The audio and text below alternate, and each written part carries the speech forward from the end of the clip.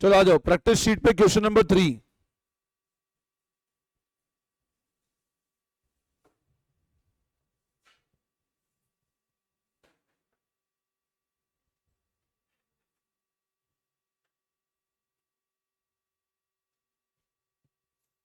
देखो ध्यान दो, इस चैप्टर में कैपिटल स्ट्रक्चर क्वेश्चन भी है ना। देखो, a company earn profit of 3 lakh per annum after meeting interest liability of 1,20,000 रुपए। कंपनी कितना प्रॉफिट कमा रही है? कितना प्रॉफिट कमा रही है कंपनी? 3 लाख। किसके बाद? इंटरेस्ट के बाद। इसका मतलब बताओ कंपनी का प्रॉफिट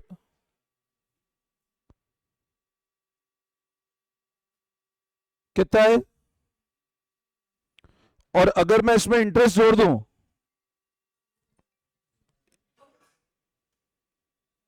तो आपका ईबीआईटी कितना आ जाएगा? इसका मतलब क्या होता है? आगे पढ़ो। The number of equity share of 10 each, tax rate 50। The number of equity share of 10 each are 80,000। तो इक्विटी शेयर 10 रुपए का कितने हैं? तो इक्विटी कैपिटल कितना हो जाएगा? 8 lakh. And retained earning 12 lakh. तो रिजर्व्स कितने हैं?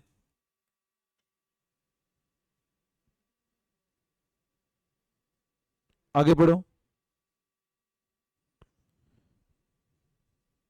The company proposes to take up an expansion scheme for which sum of rupee 4 lakh is required.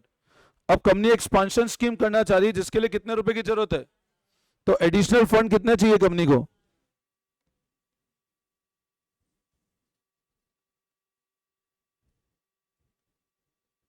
4 lakh. आगे बढ़ो।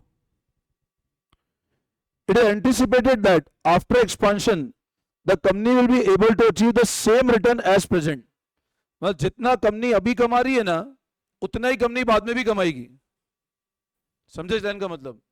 जितना कंपनी अभी कमा रही है उतना ही कंपनी बाद में भी कमाएगी। The fund required for expansion can be raised through debt at the rate of 12% or by issuing equity share at par. मतलब या तो कंपनी डेट से ले सकती है या फिर किससे ले सकती है? इक्विटी शेयर से। Required compute the EPS if fund are raise as debt, fund are raise by issue of equity. और ये बताओ कौन सा सोर्स ऑफ फाइनेंस प्रेफरेबल है? समझे बात को? अब आप बताओ क्या सिचुएशन है। प्रॉफिट आफ्टर इंटरेस्ट कितना है? 3 लाख। इंटरेस्ट कितना है? तो बताओ what is your operating profit और ईबीआईटी? इक्विटी कैपिटल 8 लाख है, रिजर्व 12 लाख का है। एडिशनल फंड कितना चाहिए? बोल रहे कंपनी उतना ही रिटर्न अर्न करेगी जितना एट, कंपनी उतना ही पैसा कमाएगी जितना अभी कमा रही है कंपनी। मतलब बोलो क्या निकाल रहे हैं अपन लोग? को ध्यान आ रहा है? अपन ने ऐसा कंसेप्ट किया था, कैपिटल एम्प्लॉयड निकाले उससे पहले, और अभी कितना कमा रहे उतना परसेंटेज बता दें तो what will be your capital employed? 8 lakh का इक्विटी, रिजर्व 12 लाख का है। अच्छा, और कुछ जुड़े कैपिटल एम्प्लॉयड में? Long term debt. तो लिखो आप, पहले यहां तक लिख लो, ईबीआईटी ये लिख लिया, ये नोट करो। फिर इधर लिखो प्रेजेंट कैपिटल एम्प्लॉयड।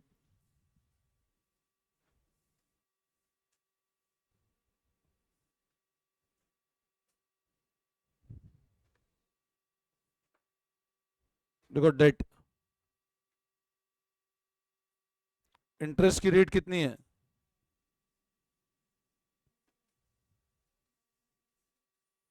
तो इसको डिवाइड कर दो 12% से, कितना आता है?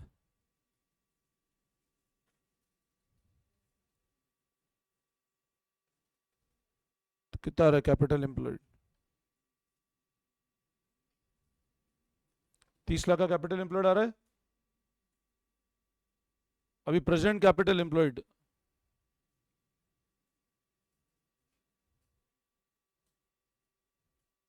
बोलो, इसमें कोई डाउट? अच्छा अब बताओ, अगर अभी का रिटर्न कैसे निकाले हम लोग? तो प्रेजेंट रिटर्न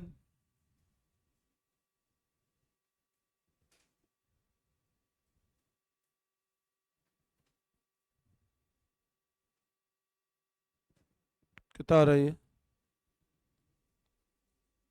ये कितना आ रहा है बताओ? हाँ, 14%।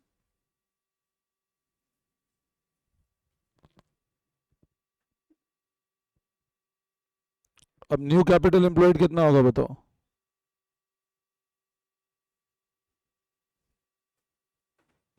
तीस लाख में क्या जोड़ दें बताओ? एडिशनल कितना चाहिए?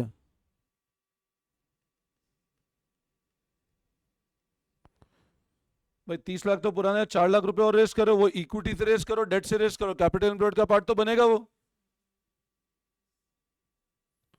तो आपका न्यू ईबीआईटी कितना आएगा?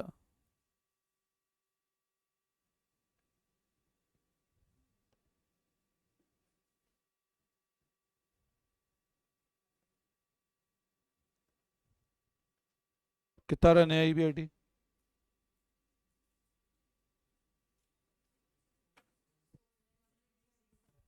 4,76,000। ये ऐसा क्वेश्चन मैंने कराया था आपको, यहां तक कोई दिक्कत? अब बताओ इससे क्या निकालना है अपने को? अपने को अल्टीमेट निकालना क्या है? You need to calculate EPS अगर फंड डेट से रेस की, और यहां तक हो गया।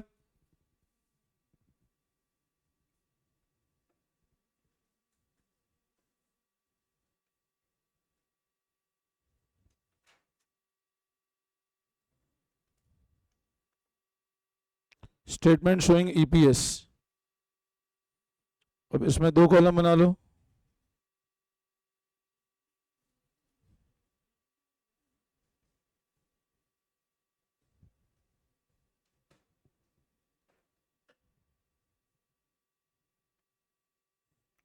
डेट और एक इक्विटी।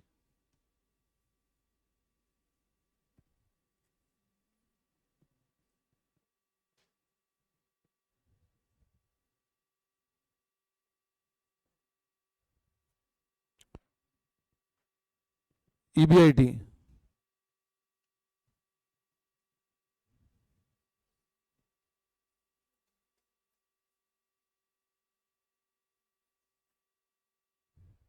तो चेक करो, ईबीआईटी 476 से अपना,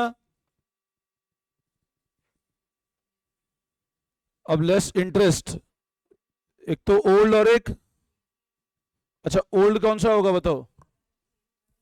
ये तो दोनों केस में है, और न्यू वाला यहां होगा नहीं, सॉरी सेकंड केस में नहीं होगा। 4 लाख पे क्या रेट पे रेस कर रहे हो फंड? 12% का रेट है, बुरा, एट द रेट ऑफ 12%, तो 4 लाख का 12%,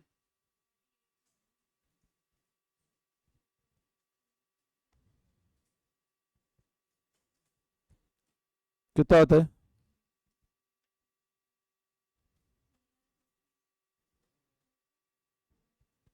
यहाँ कितना आ रहा है? 3 लाख, लेस कर दो टैक्स 50%, कितना है? 3,08,000 50% लेस करना, और यहाँ पे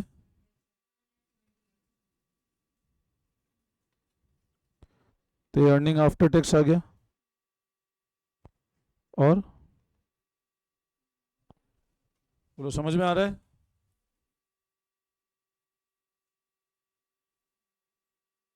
इसमें कोई डाउट?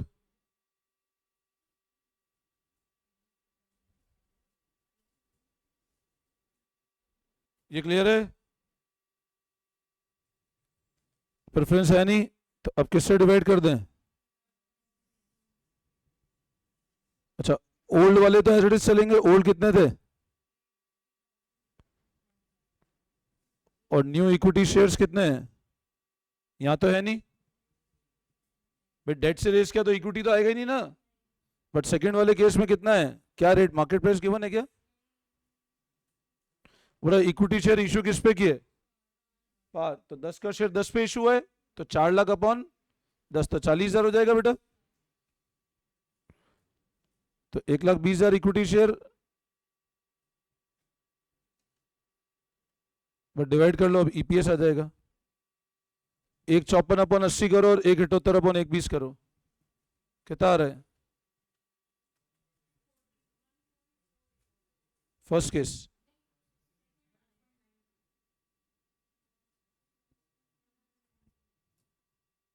ये आ रहा है, कहां से रेस करना चाहिए? डेट से, समझ में आया? तो company should raise with the debt, capital कहां से रेज करना चाहिए? Should raise with the debt capital.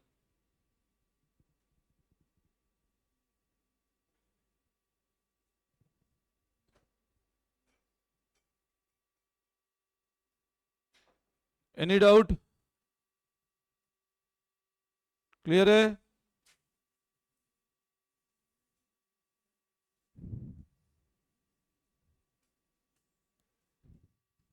Fifth हो गया? फिफ्थ नहीं हो तो फिफ्थ होमवर्क कर लेना, फिफ्थ इंडिफरेंस पॉइंट का ही है।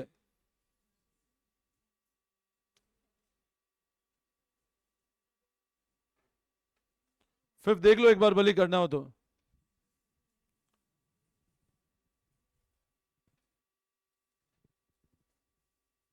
Calculate the level of EBIT at which EPS indifference point between the following alternative will occur. 6 lakh equity capital और 12% debenture 4 lakh, equity 4 lakh, 14% preference 2 lakh, 12% debenture 4 lakh, assume tax rate 35% and face value equity share 10 in each case. करा दूं मैं ये वाला indifference point? लिख लो, चलो कर लेते हैं फिफ्थ वाला। देखो क्या मान ले, let indifference point equal to x,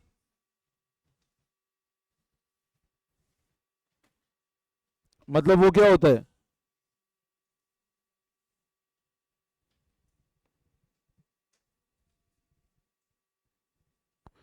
अब ऐसे फॉर्मेट बनाओ,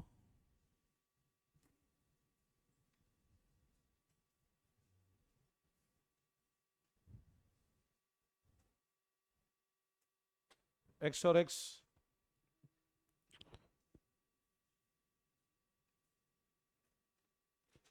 इंटरेस्ट ऑन डेट,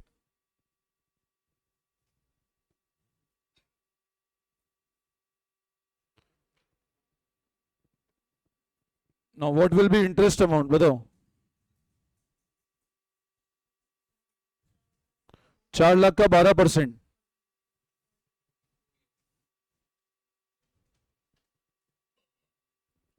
ठीक है। सेकंड केस देखो, डेट कितना है? 4 लाख, ये 4 लाख का 12%, तो ये क्या आ जाएगा आपका?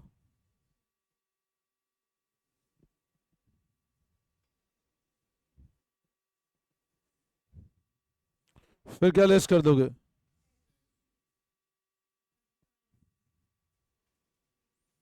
तो 48,000 का 35% निकालना, 48,000 35% निकाल, कितना?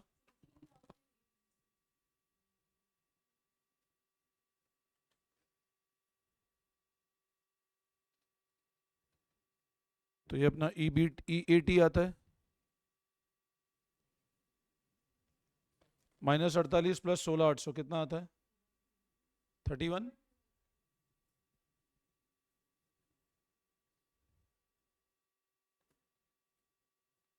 31,200 देखो आ रहा है ये,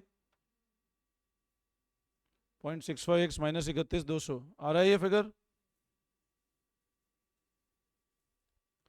अब क्या लेस कर दोगे?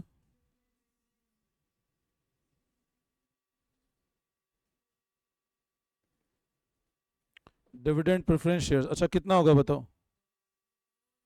2 लाख का 14% कितना आता है? फर्स्ट में होगा नहीं, सेकंड में कितना होगा? अब है ना बेटा, मेरी बात ध्यान से सुनना है यहाँ, माइनस और माइनस, भाई 0.65x -31,200 -28,000 प्लस हो जाएंगे दोनों, तो अर्निंग अवेलेबल फॉर इक्विटी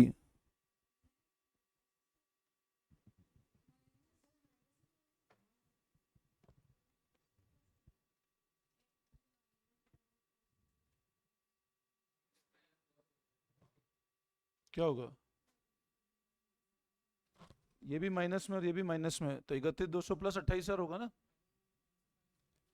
अरे आंसर तो माइनस में आएगा, बट इसमें इसको माइनस मत कर देना, 3,200 मत लिख देना, मैं यूं कह रहा चाह रहा हूँ। 28,000 माइनस 31,200 नहीं है, माइनस में प्लस होगा। हाँ, 31,200 28,000 जोड़ो, कितना आता है? 59,200 माइनस 59,200।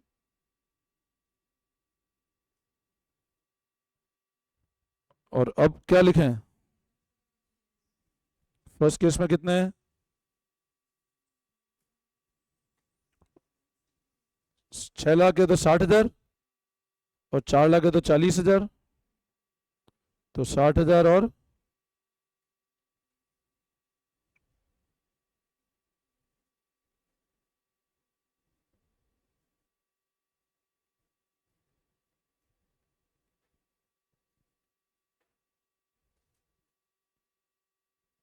अब निकालो कितना आ रहा है, एक्स कितना आ रहा है, सॉल्व कर लो, ये कैंसिल हो जाएगा पूरा।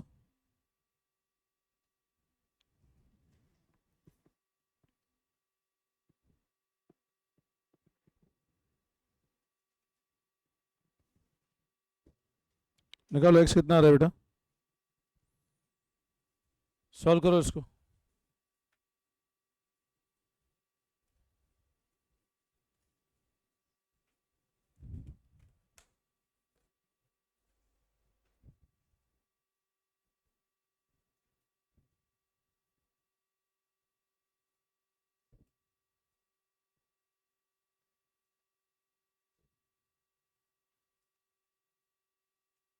अरे 177,231, ये सॉल्व करना आता है ना?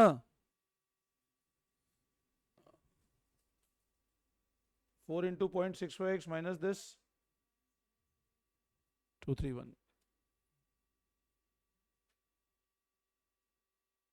177,231। अब ये क्या चीज है बेटा? आपका इनडिफरेंस पॉइंट, मतलब अगर इतनी अर्निंग होगी तो फर्क नहीं पड़ेगा प्लान ए पे जाओ या प्लान बी पे जाओ।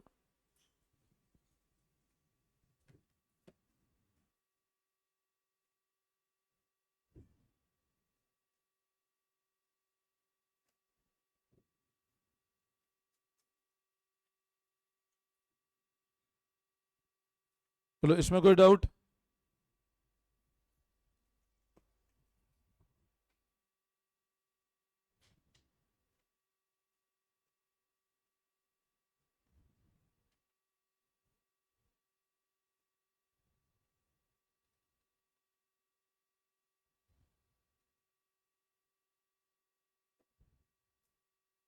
क्लियर है?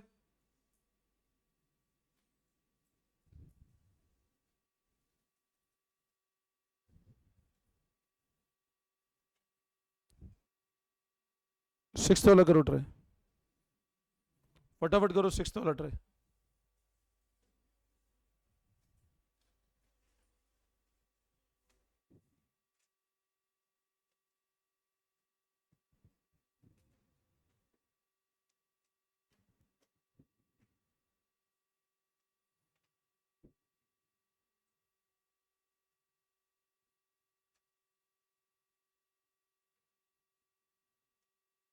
सिक्स वाला करो, एक बार ट्राई करो।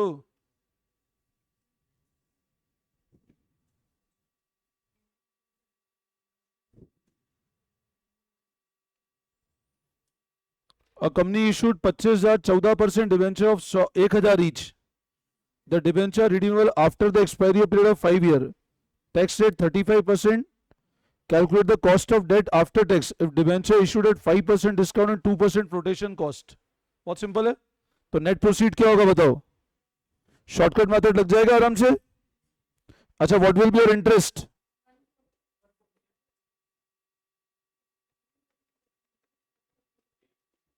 What will redeemable value? Redeem किस पे करना है?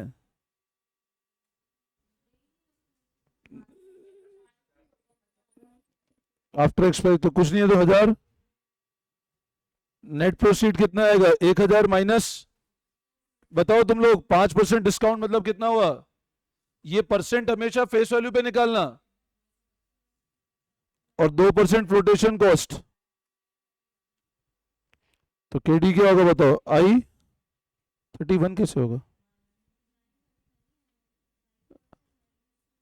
अरे 5 और 2 थोड़ा ना, 2% उसका ही निकालना है 1000 का, 950 का 5% तो 2% तो निकालना है। Redeemable value minus net proceed, life कितनी है?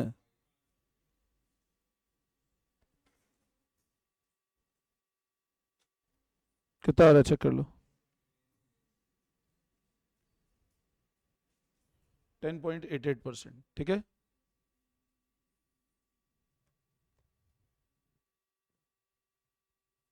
समझ में आया? करो फटाफट कॉपी।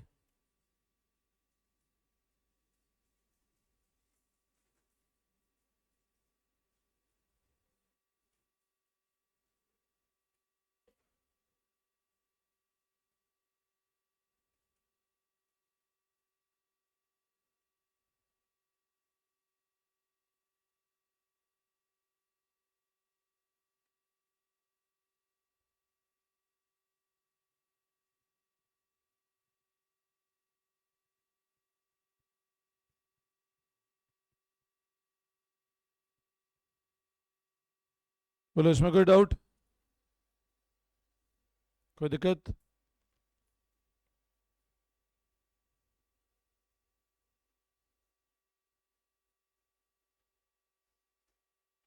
सबने कर लिया? क्लियर है? 7th क्वेश्चन देखो।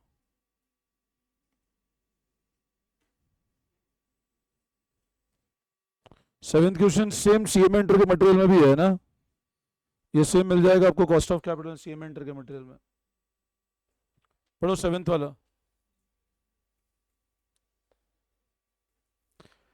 A company issued 10,000 15% debenture of 100 each with maturity period of 5 year. अब कन्वर्टेबल देखो, कन्वर्टेबल डिवेंचर मतलब क्या होता है? ऐसे डिवेंचर जिसके अंदर ऑप्शन है to get convert to equity share after a specified period of time. 10,000 15% convertible debenture issue के 100 का एक है 5 साल के लिए। At maturity the debenture option to convert the debenture to equity share. Mature debenture option है कि वो किसमें कन्वर्ट कर सकते हैं? Of the company in the ratio 1:10, 10 share for each debenture, मतलब एक डिवेंचर में कितने शेयर मिलेंगे उनको? 10। The current market price of equity share is 12 and growth rate of share are 5% per annum. Calculate cost of debenture assuming 35%। अब इसमें पता है एक चीज समझो, इंटरेस्ट कितना होगा बताओ मेरे को, 1 by 1 बताओ। What will be interest in this case? कितना होगा बताओ? 15। अब 100 का 15%, ध्यान से समझना बेटा। हम लोग नेट प्रोसीड की बात करते हैं, कितने पे इशू किया है? 100 पे। अच्छा, कोई फ्लोटेशन कॉस्ट कुछ गिवन है? तो नेट प्रोसीड कितना होगा? 100। Redeemable value, now what will redeemable value? अभी आप बताओ 5 साल के बाद ऑप्शन क्या है कि अपन एक डिबेंचर में कितने शेयर ले सकते हैं? 10 शेयर। ऑप्शन है कि 5 साल के बाद एक डिबेंचर के बदले में आप कितने शेयर ले सकते हो? 10 share. 1:10, current market price equity share की 12 है और 5% ग्रोथ रेट है, तो market price of share after 5 year ये होगी बताओ भाई। 12 के ऊपर 5% ग्रोथ रेट है ना भाई। 5 साल के बाद इक्विटी शेयर कितने का हो जाएगा वो तो निकाल लो। कितना आता है? 12 इंटू निकालो 1.05 की पावर, 12 इंटू 5% जोड़ते जाओ, 12 प्लस 5 प्लस 5 प्लस 5 कंपाउंडिंग करते जाओ, 15.31। हाँ 32, ठीक है ये आ रहा है। अब 5 साल बाद एक इक्विटी शेयर इतना का है, ठीक है। अब एक डिबेंचर में कितने शेयर मिलेंगे? एक डिबेंचर कितने शेयर मिलेंगे? मतलब रिडीमेबल वैल्यू कितनी होगी बताओ? समझे बात को? समझ आया भाई? 5 साल बाद इक्विटी शेयर इतने का है ना, और एक डिबेंचर 10 शेयर मिलेंगे, मतलब आपको रिडेम्पशन वैल्यू इतनी मिलेगी। नहीं आया समझ में? क्या बोल रहे हैं? 5 साल बाद डिबेंचर किसमें कन्वर्ट कर दिए जाएंगे? इन the ratio 1:10 share for each debenture. एक डिबेंचर के अगेंस्ट आपको 10 शेयर मिलेंगे। अब 5 साल बाद एक शेयर कितने का होगा? 15 रुपये 32 पैसे का। अब एक डिबेंचर गए कितने शेयर में कन्वर्ट हो जाएंगे? 10।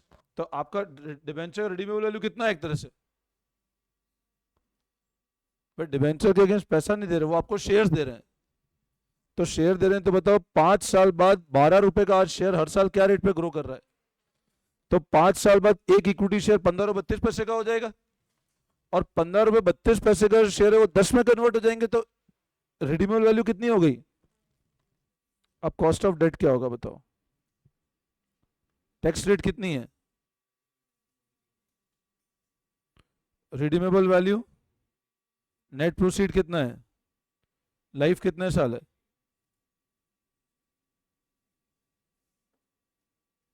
ये हो जाएगा आंसर। वापस समझाऊं क्या? कितना आ रहा है? 16.10%।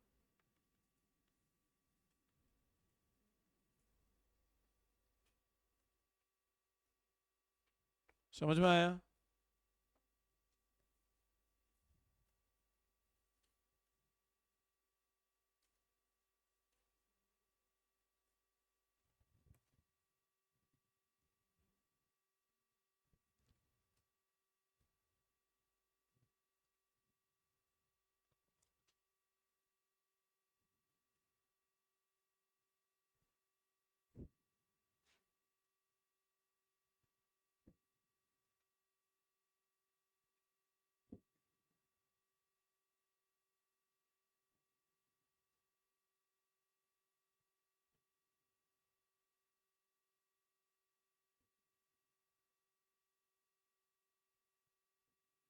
हो गया? बोलो यहां तक कोई डाउट? सबको क्लियर है?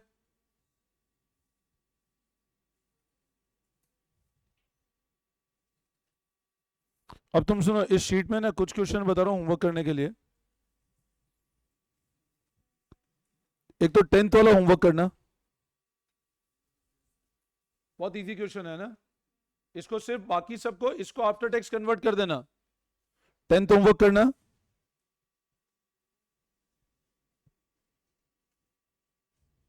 अच्छा 11th वाला भी मैं तुमको आइडिया दे देता हूं। देखो 11th में इक्विटी कैपिटल गिवन है, रिटेन अर्निंग गिवन है, 13.5% प्रेफरेंशियल डिविडेंड है, 12.5%। इसको आफ्टर टैक्स कन्वर्ट कर दोगे। मार्केट प्राइस इक्विटी 350 है, risk free rate is 6% and RM 15% है, बीटा 1। इससे इसके मतलब कौन सा फॉर्मूला लग रहा है बताओ के निकालने का? RF plus beta RM minus RF। अब यहां पे वो डिविडेंड डिस्काउंट नहीं लगेगा, तो के निकाल सकते हो RF plus beta RM minus RF, तो के निकल जाएगा। और के इज इक्वल टू KR, कुछ भी गिवन नहीं है तो। बट आगे बोल रहे टैक्स रेट 30% है, rate of share holder is 25% और ब्रोकरेज 2 है। तो जैसे तुम KR कैसे निकालोगे? के इंटू और 1 माइनस, तो रिटेन में ये ले लेना, और के CAPM से निकलेगा। ये अदरवाइज 13.5 चलेगा और उसको आफ्टर टैक्स कन्वर्ट कर देना। यहां क्या बोल रहे हैं? WSC निकालना है बुक वैल्यू वेट्स पे, तो बुक वैल्यू में तो रिटर्न लेना ही अपने को अलग से। कराऊं क्या? ये होमवर्क कर लेना 11th वाला। आंसर गिवन है 14.27।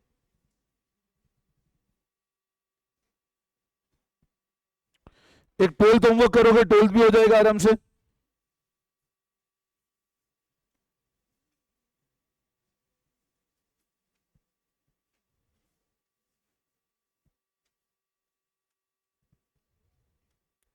एक 15th वाला ट्राई करना, 15th वाला ट्राई करना एक बार। आपने अगर ढंग से क्वेश्चन कर लिया तो चैप्टर बिल्कुल क्लियर हो जाएगा। तो 3-4 क्वेश्चन दिया, बस मंडे और मैं इसकी प्रैक्टिस करा दूंगा। तो ये शीट और जितना मैंने पढ़ा है वो more and more than enough है।